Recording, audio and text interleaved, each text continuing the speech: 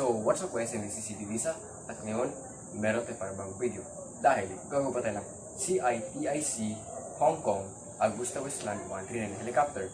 So bago pa lang yun, please like, share, subscribe at hit mo na yung bell notification para updated kasi para bagong videos. And simulan na po natin! So yun po yung blueprint ng Agusta Westland 139 helicopter.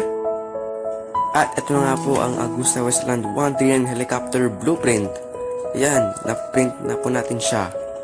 So, ililipat na po natin siya sa cardboard. At nasa cardboard na po ang Agusta Westland 139 helicopter. So, yan po yung fuselage niya, yung nakaturo sa kamay.